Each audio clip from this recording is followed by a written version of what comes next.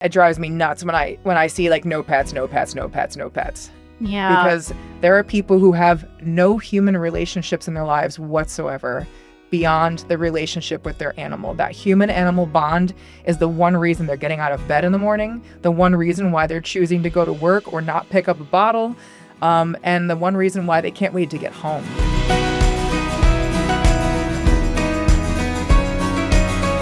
Welcome to the Sober Spill podcast. I'm your host, Isabel. On this podcast, we have real conversations with people in recovery, their families, and organizations that pertain to this field. Today, I'm here with the host of the clinical side of our podcast, Jana Wu. Thank you, Isabel. My guests will discuss best clinical practices, new emerging trends in substance use and mental health disorders, and how we can best take care of ourselves and our loved ones in recovery. See you every Thursday. And come spill with us soon. Welcome to the Sober Spill, Dr. Leah Azwicki. Dr. Leah is a veterinarian who specializes in end-of-life care, otherwise known as hospice, care for pets. And we are so excited to have her here to talk about a very important issue, the mental health of veterinary providers and vet techs and those that work in that field. So thank you so much, Dr. Leah, for being with us today. Thank you for having me. This is such an important topic, near and dear to my heart. When somebody chooses to be in the field of veterinary medicine, or really any animal-related field, it's not a career, it's part of who we are. And therefore, taking a step back from it, finding work-life balance, finding a sense of community is really important. And right now, the community is suffering. That's what I think is pretty incredible. I mean, we know there's some very startling statistics that veterinarians are 2 to 3 times more likely to commit suicide than our general population. Yeah. And their women particularly are at 3.5 to 4%, 4 times higher risk. Correct. Absolutely. And unfortunately, most people who work in the field of veterinary medicine can say they know somebody who's unfortunately committed suicide, which is pretty startling. It is. And I know many of our listeners are deeply connected to their pets. Man and dog have a very long relationship, and Absolutely. It becomes a barrier often for people to enter treatment because often their pet is one of the most reliable, stable attachments in their life. And I was wondering if you could share a bit about these intersections, of the secondary grief and the trauma that veterinarians face, and then those that they serve and work with, their customers. Absolutely. So I'm really fortunate in that I've been working and employed within the field of veterinary medicine for about 25 years now. Wow. I started when I was 18 years old as a receptionist in a clinic, and I've seen this evolution of the human-animal bond and how society is responding to it. I mean, being a hospice veterinarian, doing end-of-life care was part of being a veterinarian. And now it's so important that I can be employed solely on end-of-life care work. And so that in and of itself is a huge transition for us, recognizing the importance of helping and supporting families and animals through those final, very vulnerable, precious moments. But I've also seen that there's been this, because we're recognizing the importance of the human-animal bond, there's a lot of people who are leaning on their pets for the emotional support that they're not receiving from humans in their lives. And therefore, losing that animal, which we all know when we bring a pet into our lives, into our hearts and homes, we're likely going to outlive them. And even though we know this, facing it and accepting it is incredibly difficult. And even as a hospice veterinarian, I always tell people the hottest mess you've ever seen in your life is a veterinarian whose own pet is dying. We are like puddles of sobbing stupid on the floor, and none of our training is registering. Everything goes out the window because our hearts are interfering with our clinical judgment. And so we're navigating this with humans who are going through an extraordinarily difficult time. Life in and of itself right now is extraordinarily difficult. I mean, you open up the news, it's overwhelming. And our pets are our solace. They're our relief. It's our sanctuary, our safe place. So having to help people say goodbye is a tremendous load. And I don't think the veterinary community is being supported enough to help us navigate all that grief. Yeah, it is a lot to sit with that grief and sometimes sit with it, I think, for a lot of our clients, it's that loss of control too. Yes. And, because I think sometimes those that are there might receive some of the brunt of, some of the frustration and the sadness. Yes, the stages of grief, which chart you're discussing, 5 or 7 stages. After the initial shock, anger is a big one. And when you're navigating that anger, when you hear a bad diagnosis or you receive difficult news, you want to point the finger at somebody. Somebody needs to be responsible for this rather than us really taking a step back and accepting that we are all dying at different rates and for different reasons. Some of us have control over it. Some of us don't, of what those final moments look like. And, a lot of veterinarians are the ones that are taking the focus of that blame. And then as people do continue to navigate on through the stages of grief, they're not following up with their veterinarian and apologizing for attacking them or posting a bad review online or destroying them on their social media page. And there's been the most profound case when I was navigating my last year of veterinary school was there was a veterinarian who opened up a clinic in the Bronx, and somebody started a smear campaign against her over a cat that was technically homeless. And she tried to save it, and a woman went online, blasted her. People were picketing outside her practice, and she committed suicide. And that story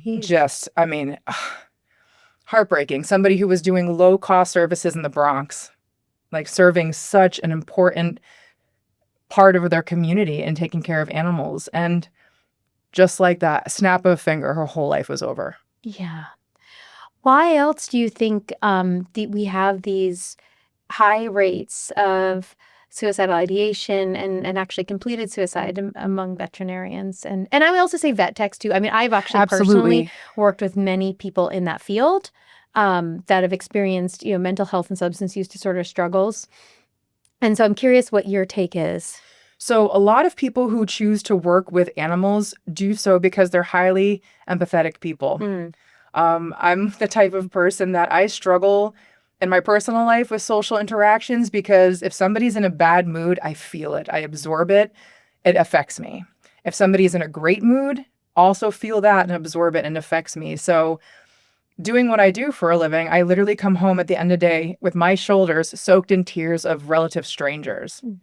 And then to go and potentially hang out with some people who might be navigating their own problems, some stuff that just, when you look at what's going on in the world are so unimportant and so minuscule as far as how problematic it really is. And I just can't handle it. So factor that in with these are usually highly intelligent people. Some of the most brilliant humans I've ever worked with are my veterinary colleagues. I mean, a lot of type A people who are really neat and organized and everything is very, very regimented in their life. And so when anything kind of blows up or doesn't go as expected, or when you're putting so much time and effort and dedication to trying to make a difference and you're so devoted to your career, again, you one bad encounter with one client is enough for things to just explode. And what do we do for a living? We have the capacity to end suffering. And it's at our fingertips. We are right there working every day around controlled substances that alleviate pain and suffering. I mean, I think we know that I think of veterinarians and I think of some of the people I've worked with that have struggled, and then, clients too that have struggled. We talked about this the other day with taking their dog's tramadol or the dog's gabapentin. I mean, we know ketamine, we know phenobarb. These are all medications that can be misused. So having that access, I would think, to your fingertips, and then also that the patient can't really report you. Like if you're stealing from an animal, they can't report you. Yeah. My first job when I was 18 was my first exposure to somebody who was employed abusing a drug. And I never even crossed my mind before. I was so focused, like, I'm going to be a veterinarian. I'm going to take care of animals, want to make a difference. And beyond dealing with owners, I wasn't really considering the human component of it because I hadn't been immersed in that field yet. And I remember, thankfully, I was away that weekend. I went to Vermont. That's where I went for undergrad and was getting ready to move up that way. And when I got back to work, there was a police officer waiting to meet me in the parking lot. And I'm like looking around and he's walking towards me. I'm like, what? What is this? And I was so nervous. And then he asked if I knew anything about the needles and syringes that were found in the garbage in the employee bathroom. And I was like, well, when did this happen? And he said, Friday. I was like, well, I left town on Thursday, so couldn't have been me. And we had hired a veterinary technician, and her resume looked phenomenal. She said that she needed to, deal with a court date over some, minor traffic issue, and she was drawing up the pre-surgical drugs and then taking some in the bathroom and then replacing what she used with sterile water. And so how, in addition to the needles being found in the bathroom, there were also patients who were really light under sedation and anesthesia. And then everything kind of came to light. And because she was a veterinary technician, she was a surgery tech, it was her responsibility to be drawing up drugs. I mean, you show a clear syringe of drug in it. Yeah. The veterinarian's like, yep, okay, the amount, because usually you're supposed to be having somebody double check the quantities that you're administering. It looked legitimate. And so that was my first, like, oh my gosh, so this is another thing we need to worry about. Yeah. And I've now had multiple jobs where there have been staff members abusing prescription drugs. Yeah. That's, oh my gosh, I'm saying about those poor animals too. They're going under and they're on, they got injected with partial water. Yeah, so added layers of I think, like complexity. And then going back to what you said about a lot of people that are drawn to this industry and work are very empathetic. They're very sensitive, and they often do connect more with animals than people. Yeah. So, yeah. I'm one of those. I mean, I have a really hard time with humanity. People always ask me what my least favorite species is, and I'm like, humans, by far and away. Because I'm a pretty brutally honest person, and I'm very comfortable with difficult conversations. I have difficult conversations every day of my life.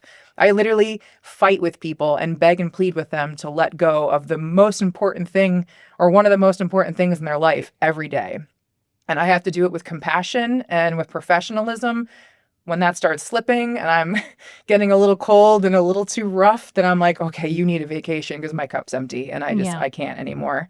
But it is very challenging, and people go into vet med. A lot of folks have social anxiety disorders, are agoraphobic practically, and they really have trouble with human interactions. And that's not really helping us in this field very much because interesting thought. My colleague, who also is a hospice veterinarian, is the one who kind of pointed this out to me. And I'm like, why are people so angry at the veterinary community? Why are people losing trust and respect in us? And she was like, I bet it's probably when we became female dominated as a profession. And I was like, I don't think you're wrong. So that in and of itself is pretty intense. And now my childhood veterinarian was somebody who was a little socially awkward, had trouble making eye contact. And he was a hero. Everybody loves him. They still talk about him. I think he actually is still practicing. One of my first jobs out of veterinary school in a small animal clinic was with a woman who has a very similar difficulties in working with clients, making eye contact, having difficult conversations. She told me once that when she walked out of the exam room, she felt like she went a couple of rounds in a boxing ring. Wow. That's the emotional toll it took on her. And I was like, and clients did not like her. And she is a very good veterinarian. The reason they don't like her were her mannerisms. The same mannerisms that my childhood male veterinarian, nobody thought twice about.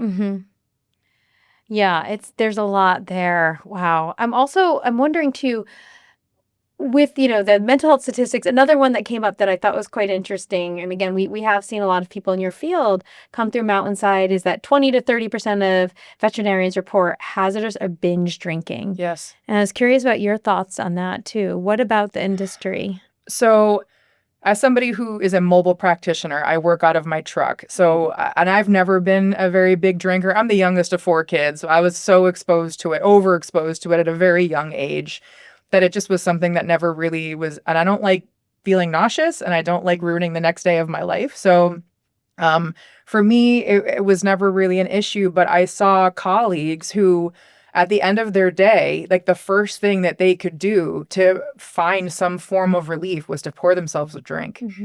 And then like, where does it stop? And it really is easy. And I recently became a statistic myself, and went through a divorce, and it's been a really rugged 5 years. And although I was always the type of person to be a one and doneer or, 2 drinks maximum, because I need to be ready to jump in my truck and rush to an emergency, I found myself drinking enough at the end of the day so I couldn't go and respond to an emergency. So on the weekends when I would love to be hanging out by the pool or going out to dinner with my friends or going to a concert, I would drink and make somebody else drive. So that was almost an excuse for me to not be working, which is crazy. When I actually took a step back and thought about it, I'm like, I want to get intoxicated so people leave me alone. Yeah. Because I struggled with work-life balance. Yeah. And there's people who are like, well, just turn off your phone. And I'm like, they'll find me. I always joke that I could be in a cave on the side of a mountain and somebody would like come up like, hey, Dr. Leah, are you in there? Like Scruffy hasn't eaten for 5 days. And I can't get away. Yeah. And so unfortunately, you find a way to escape the stresses of life and you lean into it. And so I definitely know quite a few colleagues who are drinking and sadly who it becomes more of a problem as they move on in their career and everything's changing around us and you feel pretty helpless. Vet med's becoming very corporate, very similar to human med. Wow. And what about when you mentioned you became part of the statistic? Was that referencing your divorce? My divorce. Yeah, I did see that too. That veterinarians and the community has higher rates of divorce as well. And it sounds like too a lot of the long hours, overworking, burnout, potential drinking too much. What do you think? Yes and yes. So for me, a big problem is, again, being a veterinarian is not a career. It's part of who we are. I know a lot of my mentors who literally worked until the day they died. Like they just can't retire. They can't stop. The first veterinarian that I was employed at his office when I was 18, I mean, he's tried to retire 5 times and he keeps just starting new business ventures. We can't sit back on the sidelines and do nothing. We have to be helping animals. So, I was coming out of veterinary school with an obscene amount of debt, at interest rates that are higher. I mean, my truck, which is my business partner in office, her name's Remington, was financed at 0.9%. My mortgage when I owned a home was somewhere like 2.57%, and my federal student loans are 6.8%. Wow. Plus. And I had read somewhere that the origination fee for these loans that we are allowing students to take out so they can be educated and then become a productive member of society. I mean, it's cost the government something like 0.15% to give that money to us, and they're turning around and charging 6.8% plus out of somebody who's been either not earning or generating any income because they're sitting in a classroom, or worse, they go into some sort of specialty. So they're in an internship or a residency, also scraping by when you consider cost of living. And then we're spit out and it's like, okay, well, now you have to buy a business. You have to staff it. You have to try to find a house and get married. What? And it's so overwhelming and it's unaffordable. Yeah. And so you are starting your life as an adult when you graduate from vet school or vet techs. Oh my gosh, all the support staff are making nowhere near enough money to support a family whatsoever. So they're dealing with all of that. And then we're all working together in the same building, commiserating. And then somebody shows up at the end of the day when you're trying to get home for dinner with a dying dog. Cow. And now you either turn them away and send them to an emergency referral clinic, which is likely going to double or triple their cost. Yeah. Or do you tell all of your staff members, like, you can't leave, and now we got to pay all you potentially time and a half, which is a financial thing, and it's always about money, especially for the higher ups that are actually running most of the vet world now. And then, you're trying to save this animal and you don't make it home for dinner. And the records that you were supposed to write, now it's 9:00 at night and you're trying to remember your details for your notes for that cat you saw at 8 a.m. Yeah. Because you worked through lunch because there was another emergency there. And really, there aren't any stops in place to protect us. So how did you put stops in place to avoid burnout and take care of your own mental health and change your relationship with alcohol and heal from your divorce? How did you do it? So it's an ongoing process. I am not healed. I think that my feet are on more solid ground than they have been in a long time. But what I try to do is focus on the little things that matter. I do take vacations. I try, but even when I'm on vacation, I'm looking at texts and phone calls and Facebook messages and emails from clients. Like, you don't ever shut it off completely. But luckily for me, I'm also self-employed. Mm-hmm. And so as much complaining as I do about my lack of work-life balance, that's a me problem. Mm-hmm. I have nobody to blame but myself. There's a song that's called River of Deceit by Mad Season. And it starts out, my pain is self-chosen. And whenever I'm driving down the road, I cover a lot of ground doing house call medicine. That song comes on, especially if I'm feeling a little sorry for myself. I'm like, you jerk, you did this to yourself. And it just kind of reminds me that we are in some degree of control over our lives. And a lot of us just have a hard time of being like, I don't have to do this. Yep. I can say no. But when you're an empath, that complicates that word no, because then we're thinking about the people on the other side of it. I think this is going to resonate with many of our listeners. We have a lot of very strong empaths. That's part of their relationship with drinking, is not being able to draw boundaries with humans, and Yeah. not being able to draw boundaries with themselves with substances. And it's really hard when you keep on giving and giving and giving, and like you said, you're completely tapped out. So it sounds like for you, like you said, like acknowledging it, slowing down, trying to really be conscious about setting those boundaries is really important. Yes. Why, this may sound like a simple question, but I know you're extremely passionate and you have an amazing podcast, Thank you. Vetted Out, where you talk a lot about sort of what I think of like pulling the curtain back of like, okay, these are some of the real issues in my community with my colleagues that we're seeing: mental health, divorce, talking about things too that people could do better. Like I learned from Dr. Leah, your cat or dog's water dish should be clean enough that you can drink out of it. Yes. Or it's not clean enough. Yep. That was correct. life-changing. When I watched that one, I was like, oh my God. So would I drink out of simple. that? Yeah. So my point is, you say a lot of things sometimes that people don't want to hear, or that, again, it's giving us this inlet into like this whole industry that people might not think about. Oh my God, what are they balancing as they take care of one of my most loved possessions, sentient beings, you know? But what drives that passion to particularly talk about the mental health aspects? So doing what I do for a living, people assume that the act of performing a euthanasia is what is so emotionally difficult and devastating for me, where I feel as though it's the most rewarding job I've ever had in vet med. And I've done every position from receptionist, vet tech, kennel worker, assistant. I've done some management, and I'm a veterinarian. But what's difficult for me is dealing with the human aspect of it, is when I know an animal is suffering and I can't get through to those people. I can't communicate with them, about letting go. Hi everyone, Pat McCarthy here. If you're a parent, spouse, sibling, or anyone whose life has been touched by a loved one's substance use, Mountainside's Foundation program can help. This virtual workshop provides personalized, therapist-led support, offering real tools to navigate your family's healing journey. Find out more at admissions@mountainside.com. So I would go into people's homes, and a lot of people don't even know I'm a veterinarian. They think I'm like a weird Kevorkian nurse Like, that just goes around performing euthanasias. And and for a people lot that of, don't know the reference of a Kevorkian. yeah, so Dr. Kevorkian was famous or infamous for performing human euthanasias on people who were suffering, which is very much illegal. I have some funny stories about that too that I think would be great. But when I was going into people's homes and they didn't know I was a veterinarian, there was a lot of vet bashing going on. These people were in a state of disarray. They were super emotional.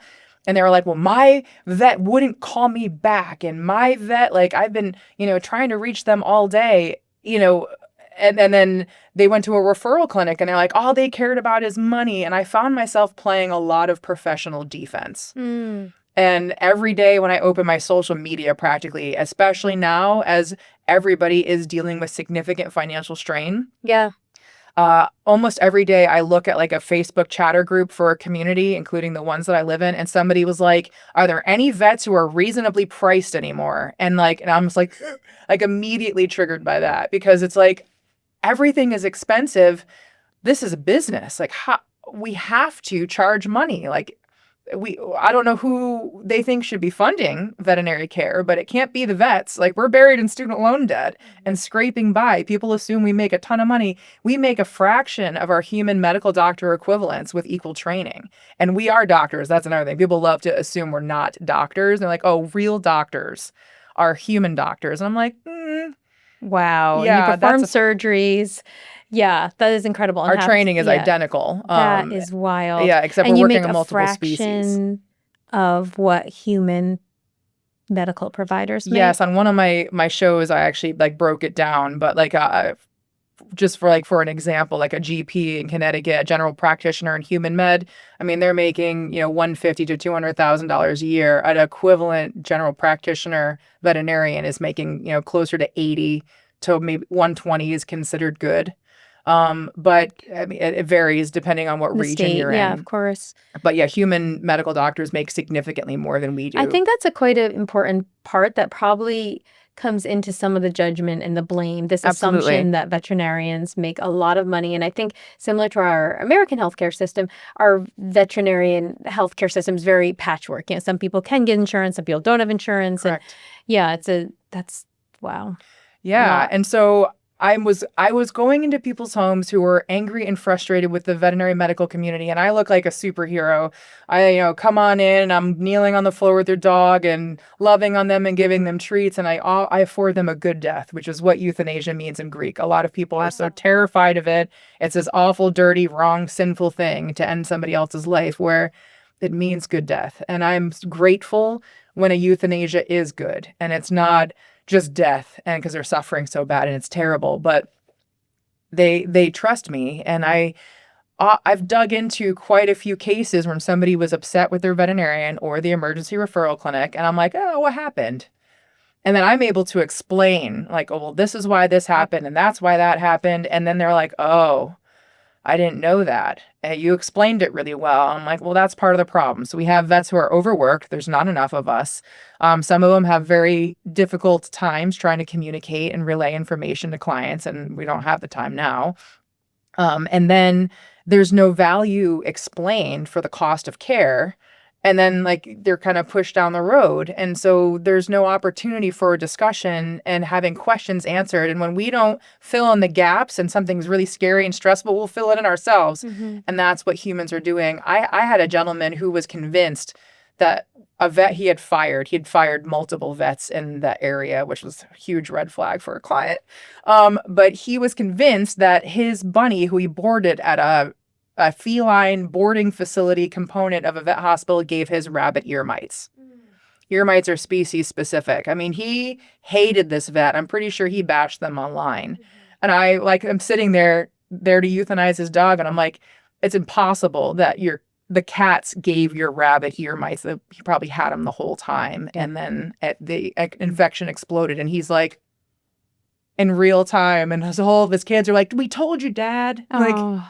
It's hard. And again, it's very difficult in that we communicate with animals, but it's just different, the ability to report. Yes.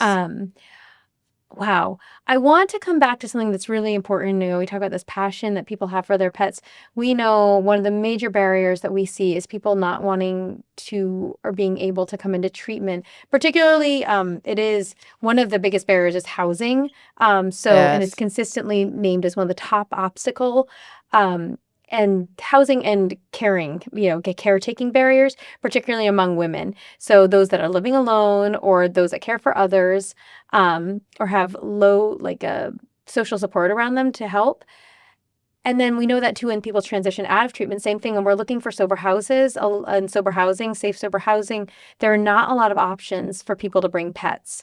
What would you say to someone that's struggling with substances, that needs treatment, not that anyone doesn't deserve treatment, needs treatment, really wants to go in, but they do not feel like they can leave their pet?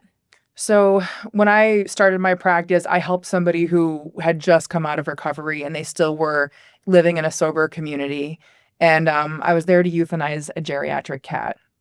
And we had consulted a little bit back and forth. And when I got there, she confided in me that she had been struggling with addiction for a long time. And in the last few years of her life, her mother had to take care of the cat while she went to treatment. And she had just gotten the cat back 8 months prior to having to move forward with euthanasia. And she said that she was agonizing with this guilt of I missed a big chunk of my beloved animal's relatively short life. And she was beating herself up over it. And I was like, no. I'm like, if you didn't ask your mom to care for her and you didn't get help, you wouldn't be here at all. You never would have had these last 8 months. I think people who overcome addiction show some of the most tremendous willpower I have ever witnessed. Mm-hmm. And it's commendable. And it broke my heart that she was beating herself up over getting well. Yeah. And I was like, no. So, I mean, we need to change something in this country about housing in general, affordability, but also this restriction on animals. Yeah, there are hoarders, but I would say those are few and far between. And I've seen a lot of humans that have no pets in their house do significant damage in comparison to people who have a bunch of animals. I live with 5 animals, and you know, besides the cat trees and the dishes everywhere, you wouldn't know. It's clean, it's neat and tidy, it's sanitary, it's not a biohazard.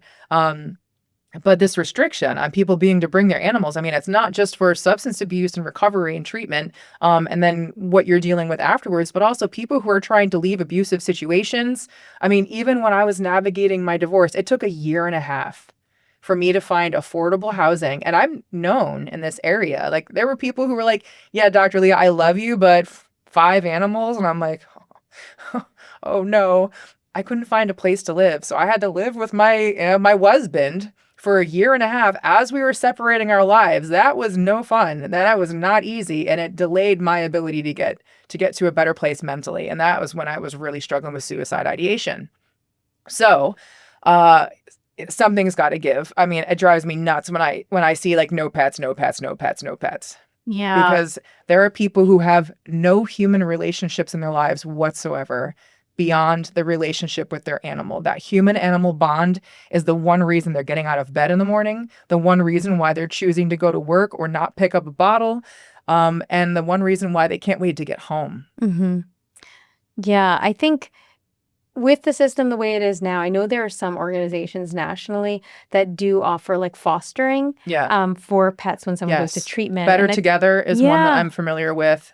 And they'll take in animals while people go into treatment. Yeah, and we featured another one on the pod before. I will link that, but I think too it's so important if we can start some more of those relationships where there are options for people to have safe housing for their pets so they can get well while the system is sort of what it is, because I think delaying, unfortunately, we know can be catastrophic, delaying the care. And I think you brought up a really good point earlier of, that this happens too when someone is taken away by, ambulance or they have a health emergency and the pets are sometimes just left at home. Yeah. A lot of senior citizens will, they hit their life alert and the ambulance comes and scoops up the person and takes off and go to the hospital. And again, they didn't really have any humans keeping track of them and checking in on them.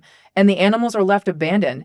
If the medical service did that and there was a human child in the house, the medical service would be responsible for neglect.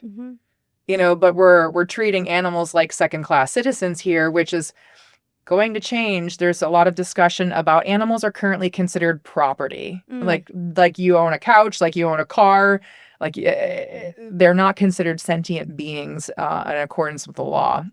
And that is changing. There's a lot of push and discussion about guardianship.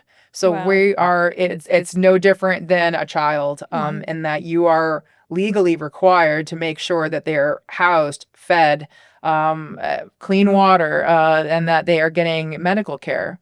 And there's consequences if that's not being upheld.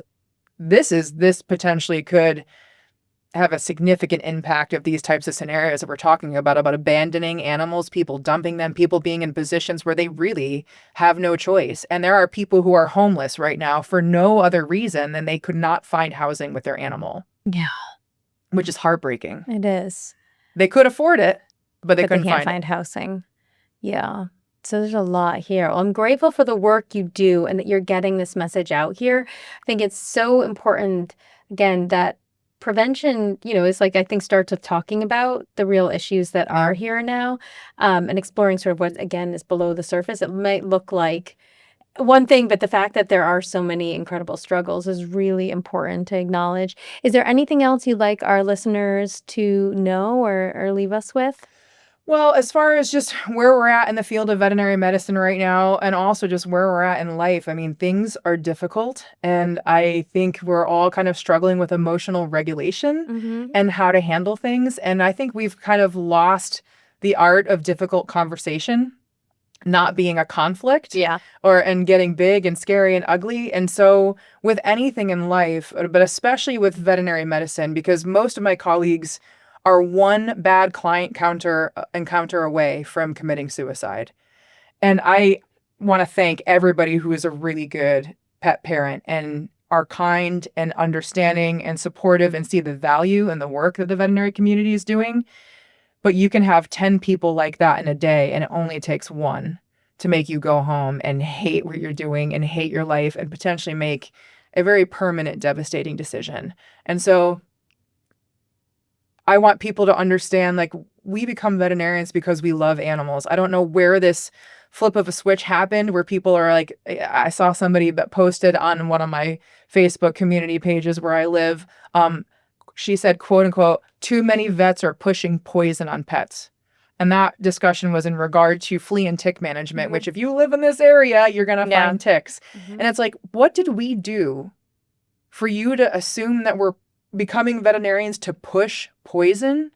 Meanwhile, people are, going online and listening to influencers, being like, oh, well, don't take the flea and tick meds that your evil vet is prescribing because they're in bed with Big Pharma. Take this product, buy this, spend your money with me.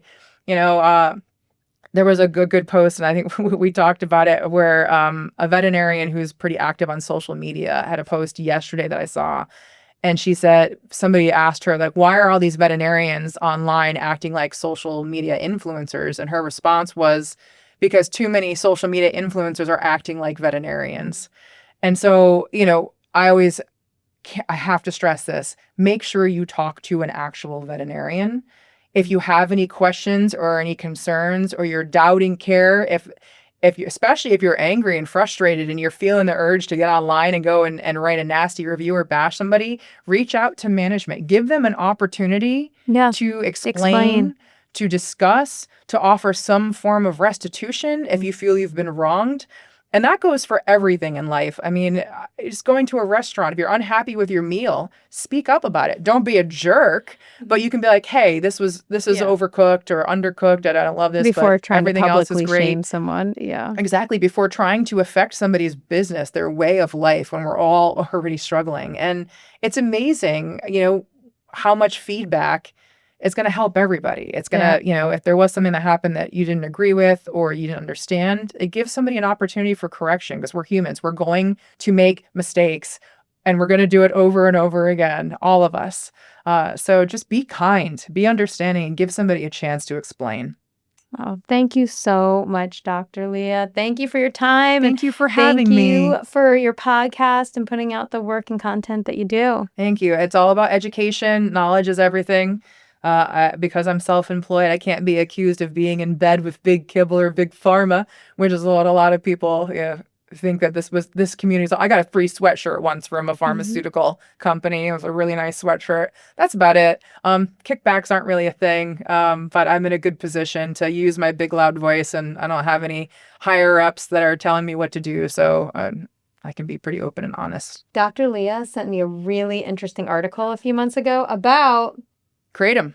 And pet consumption and pet accidentally. Consumption, and pet getting sick off of their owners leaving kratom out. Yes. So know that is a thing. And actually, when I was at the 5th annual Kratom Symposium, there was a whole research study on that, on dogs that over-ingested kratom and what the presentation looked like. So they were getting like toxic poisoning. And we had, they found all the kratom that was tested, that was on the market in a test they did in South Carolina. And it was a sample of 12 different samples, had high levels of DEET, as in DEET, in the kratom. So these were capsules and pills. And I thought about that. Not only safe, it's not safe for human consumption and not safe for animal consumption. Yeah. So, and then I found out, I guess one of the researchers told me, well, there's a lot of DEET in a lot of different botanicals. So correct. Absolutely. There's no government regulation of any sort of nutraceuticals.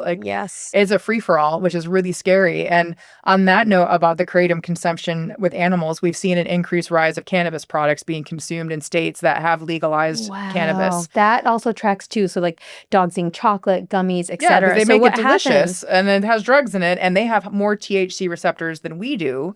Therefore, THC toxicity is a big problem in animals. And the bigger problem is when somebody's animal does ingest a dangerous substance, regardless of what it is, people are not telling us what it was. Oh, So 'cause they we don't can't wanna get in treat. They're trouble? afraid that we are not obligated to report whatsoever. There's been extreme examples where a veterinarian, and I mean, these were dogs that were like forced to swallow bags of cocaine, like Yeah. being smuggled in California, extreme.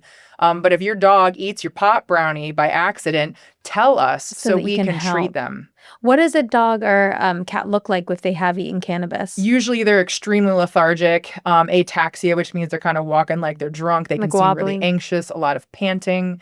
You can just tell. We have a term ADR, which is that we write in charts, and that means ain't doing right. Oh, okay. So and you said ADR pets coming in. and that mean and they have more cannabinoid receptors, is that what you said? Yes, yeah. So there's been a lot of research in veterinary medicine now for cannabis, specifically in regard to pain management. And then Colorado State University, which is my alma mater, they did a study for seizure control and regulation and compared it to a lot of the drugs that are on the market. As somebody with an epileptic cat, I took a lot of interest in that.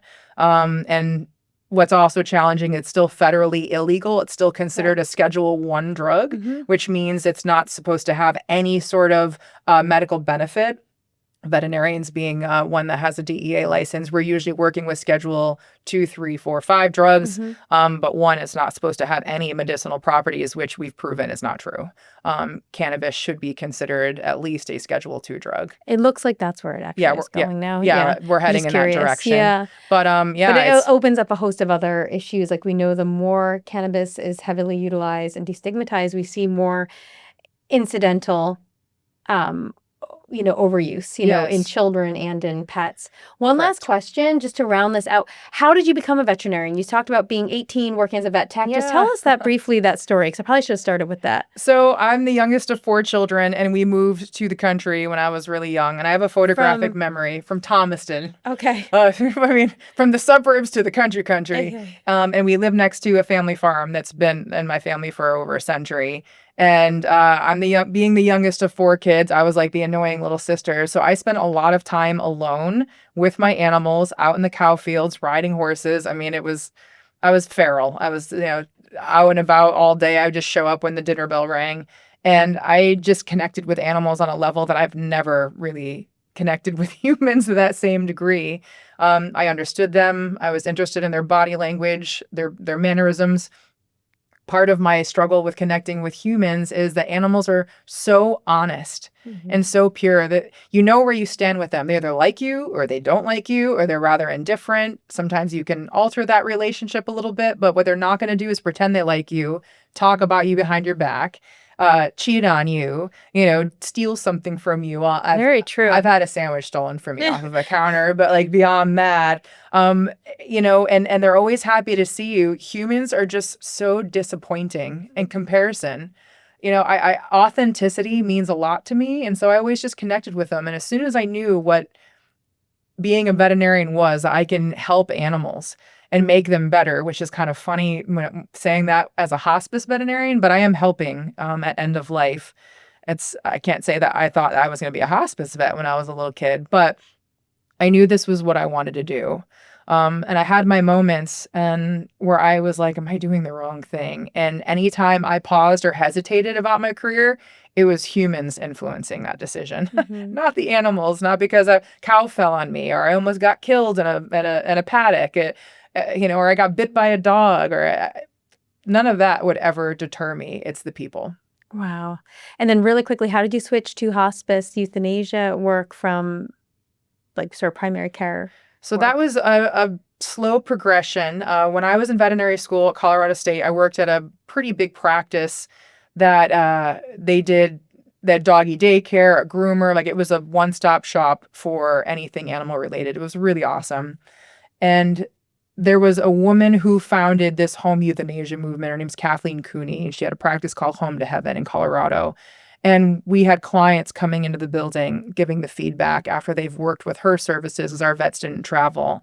and just saying like how wonderful it was, like what an incredible experience it was to honor their pet with a good death at home. And as one day I was working reception and an elderly gentleman came in carrying his little black lab, and obviously he was there for euthanasia, and he went in the room and then he came out with just the leash and collar in his hand. And then, the lobby is like all chaotic and there's kids, and he went out into the parking lot, and then lunchtime came. And so there was no cars out in the lot. I looked out and I saw his car was still there. And I was like, okay, it's been about 45 minutes or an hour. And I went out and I asked if I can call anybody or get him a taxi or something. And he said, no, I just haven't gone home without her there for 15 years. And I was like, oh my gosh. And this was one of those scenarios where he didn't have anybody.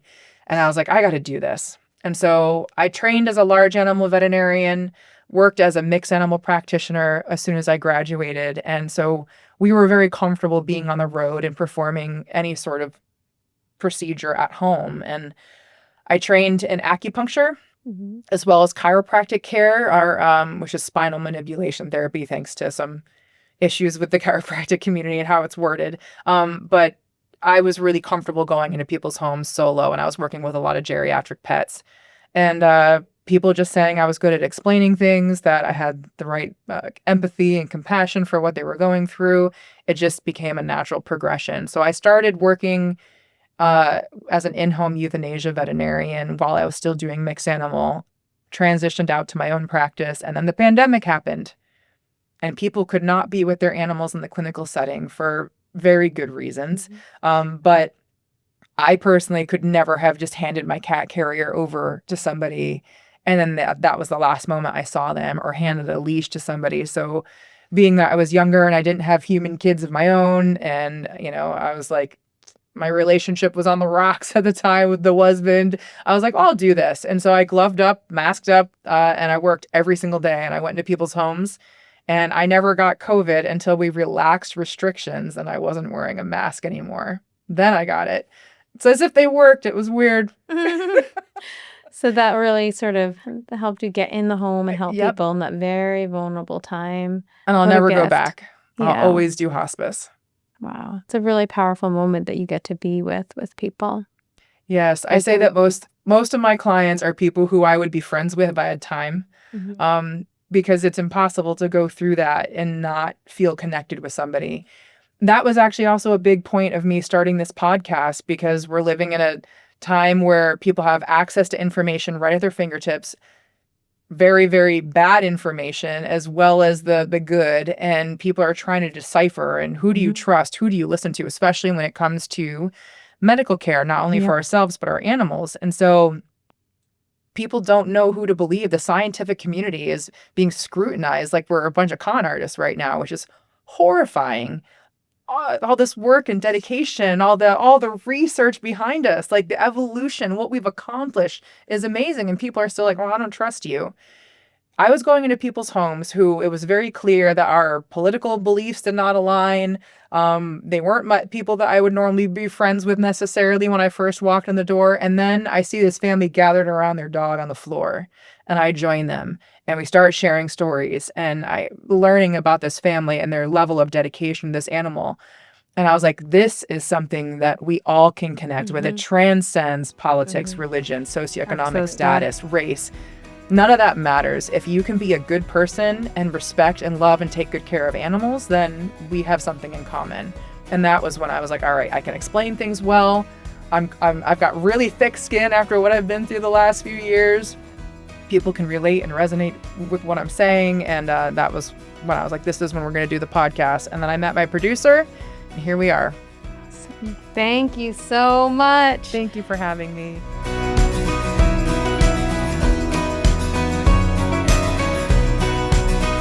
If you or a loved one is struggling with addiction, Mountainside can help. Call 860-365-6764 to speak with our caring treatment team.